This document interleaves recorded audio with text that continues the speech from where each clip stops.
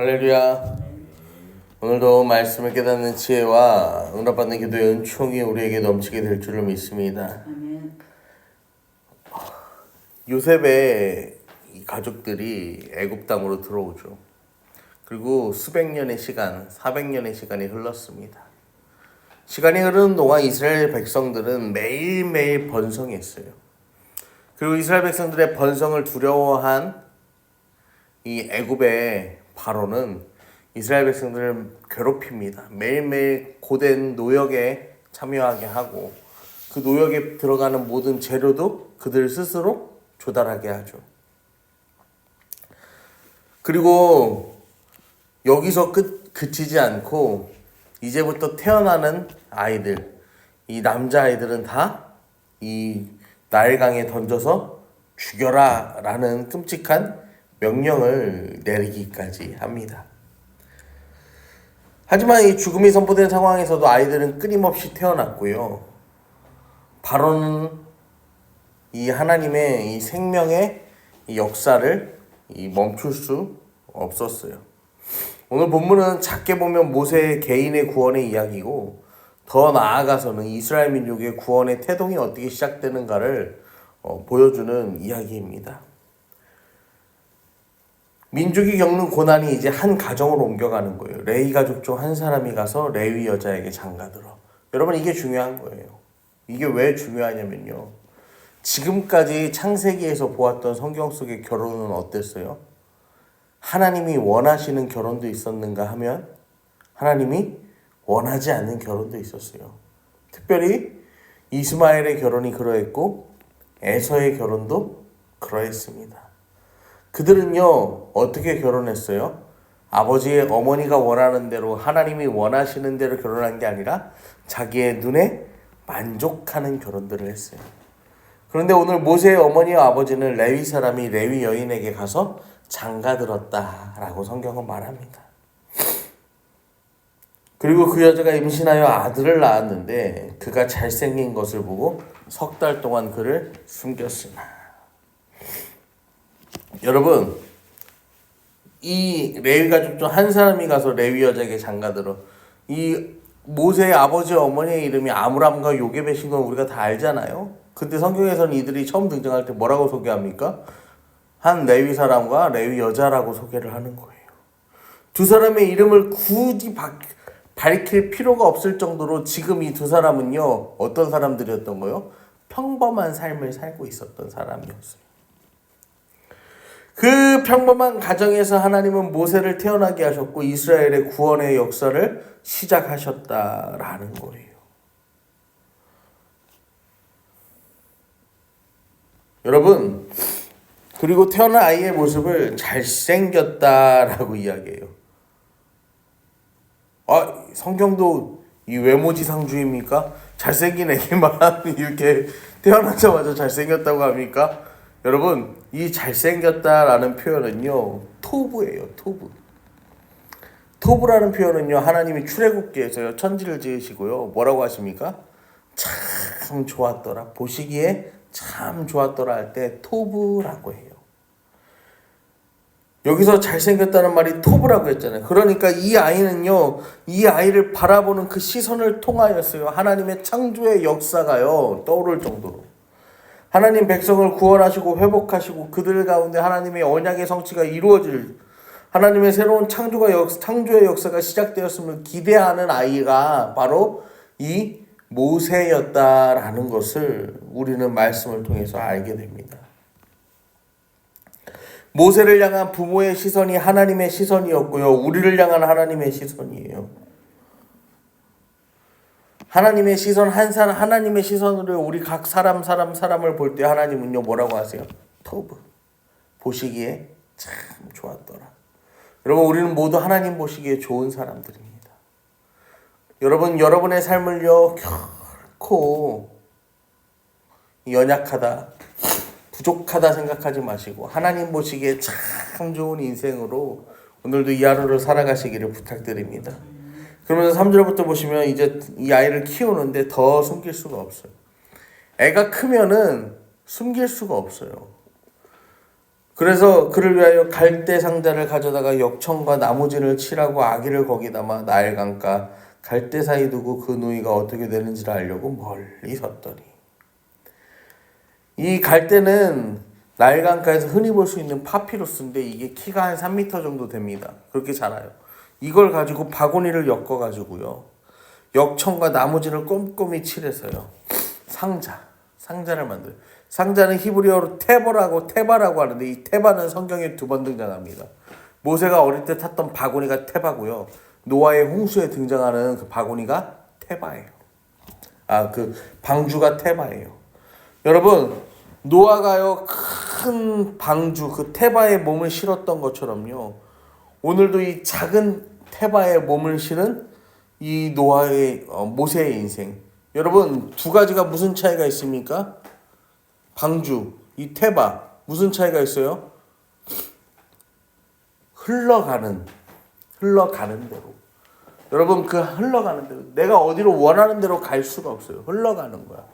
하나님의 인도하심이 아니면 그 안에 담긴 이들의 구원과 그 안에 담긴 이들의 어떤 안전이 보장되지 않는 거예요. 하나님의 인도하심이 아니면. 여러분, 그렇게요. 그 하나님의 인도하심 속에서 앞으로 갈지 뒤로 갈지 그 자리에 서 있을지 거기에는 아이 하나가 타 있잖아요. 여러분, 그 상자가 출발합니다. 그 누이에게 멀리 지켜볼 것을 부탁해요. 여러분, 아론이 모세보다 3살 많아요. 그리고 미리암은 아론보다 나이가 많아요. 그러면은 미리암이 나이가 아무리 많아봤자 아마 나이가 진짜 많았으면 우리 예슬이 나이 정도 됐을까요? 예모랑 예슬이 정도 사이가 됐을까요? 그래서 우리가 추정할 때는 한 6세에서 12세 미만, 너무 이제 폭이 크긴 한데 그 정도의 아이였을 거라 추정이 합니다. 그리고요, 그 아이가요, 그 상자가 떠내려가는 걸 보는 거예요. 여러분, 제가 이걸 보면서요, 우리 예슬이가 예담이를 돌봐주는 장면이 떠올랐어. 그냥 자기 몸도 제대로 가누지도 못하는데 막 그 동생을 안고서요, 막 이렇게 하고요. 또 이렇게 하면은 이거 애기가 어떻게 하면 이거 어떻게 하냐고 막 이거 어떻게 하고 애기를 챙겨준다고 챙겨주는데 제대로 챙겨주지도 못하죠. 그 아이가요, 부모가 가면 너무 이게 티가 나니까. 이 작은 아이가 막 그렇게 나일 강가를 막 이렇게 다닌다고 해서 누가 뭐라고 하는 사람 없으니까 그 아이를 통해서 보게 하는 거예요. 그리고 5절부터 보시면 바로의 딸이 목욕하러 나일 강으로 내려왔다. 히브리 성경에서는 이거를요 배라는 접속사로 시작을 하거든요. 이게 뭐냐면 마침이라는 뜻이에요. 그래서 그 단어를 넣어서 해석하면요, 마침 바로의 딸이 마침 목욕을 하려고 마침 강에 내려왔어요. 마침 시녀들은 나일 강가를 거닐고 마침 갈대 사이에 상자를 보았고 마침 시녀를 보내서 가져다가 열고 마침 그 아기를 보니까 아기가 우는 거야. 여러분, 이 모든 게 다 마침이에요. 마침. 강변을 찾아오는 수많은 사람 중에 마침 바로의 딸이 거기에 와서 마침 그 상자를 열어보고 마침 그 상자 속의 아이를 불쌍하게 여겼다라는 거예요. 여러분, 세상적인 관점에서 볼 때는 이건 다 마침이에요. 진짜 우연의 산물이죠. 그런데요, 하나님의 섭리 안에서 이건 뭐예요? 드디어 바로의 딸이 나일 강가에 왔고 드디어 바로의 딸이 이 상자를 열어보았고 드디어 모세와 만나게 된 거예요. 여러분, 이 아이를 향한 하나님의 손길이요 드디어 수면 위로 드러나게 되는 장면이에요. 그리고 여기서 멈추지 않고 이 아이를 보자마자 히브리 사람의 아이인 걸 아는 거예요. 그리고 이 모든 걸 알면서도 이 아이를 자신의 양자로 삼아야겠다라고요, 그 마음을 하나님이요 움직이셨다라는 것입니다. 여러분, 하나님은요 특별히 하나님의 일을 행하실 때에요, 불쌍히 여기는, 하나님의 불쌍히 여기는 그 긍휼하신 마음이요, 여러분 우리 안에요, 그게 측량할 수가 없어요. 하나님 우리를 불쌍히 여기셔서 우리를 구원하신 거예요. 여러분 우리가 잘해서 구원받은 게 아니에요. 하나님 우리를 불쌍히 여기셔서 이 땅에 예수를 허락하시고요, 예수를 통하여서 우리에게 구원의 역사를 행하신 거예요. 도움을 주지 않고는 견딜 수 없는 불쌍히 여기는 하나님의 마음. 여러분 오늘도 그 마음을 여러분 간구하시기를, 그 마음 간구하세요. 하나님 오늘도 나를 불쌍히 여겨주세요.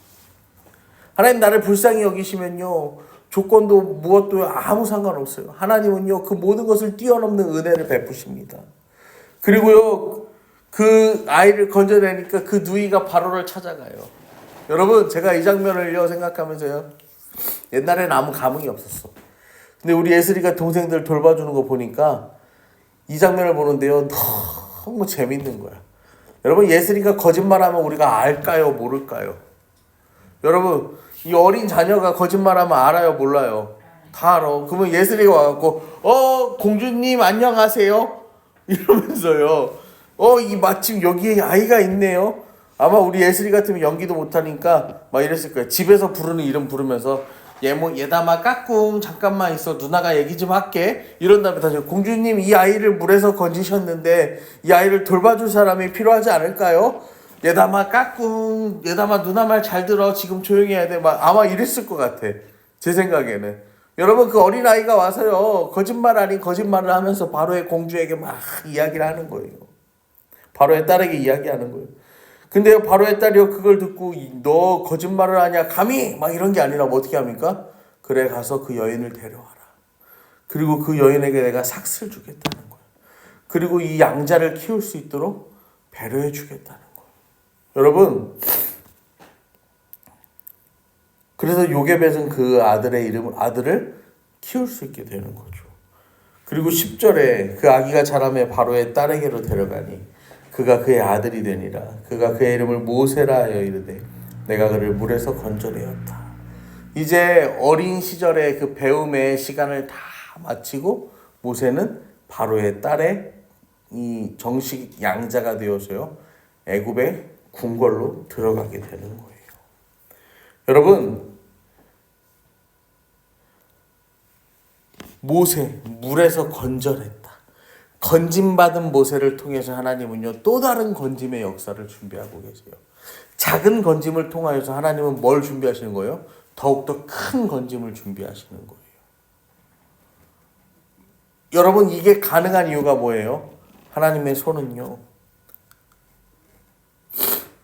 측량할 수 없기 때문이죠. 하나님은 만물보다 크신 분이기 때문이죠. 하나님이요 나의 가정에 내 삶에요 조그만 일을 이루어 가시는데요, 이 조그마한 일을 통하여서요 하나님은 이 세상 가운데 어떤 일을 이루어 가신다는 거예요? 큰 일을 이루어 가신다라는 거예요.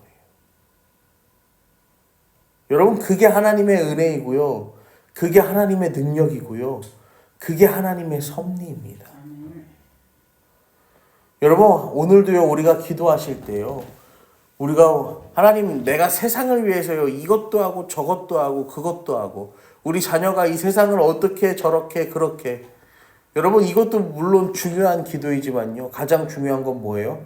하나님 오늘도 우리 가정이요 하나님의 주권을 인정하고, 우리의 자녀가요 하나님의 주권을 인정하고, 오늘도 나의 삶이요 하나님의 전능하신 손에 붙들려서요 작은 것 하나부터요 하나님 의지하며 살아갈 때 여러분 그때 어떻게 되는 거예요? 나를 통하여서 이 가정이 변화가 되고요, 내 삶이 변화가 되고요, 이제는 세상을 변화시키는 거예요. 여러분 그게 하나님의 일하심이에요. 오늘도요 그 하나님의 일하심을요 여러분 간절히 기대하고 소망하며 그 하나님의 손길 아래, 하나님의 전능하신 능력 아래에 거하는 저와 여러분 되기를 간절히 축원합니다.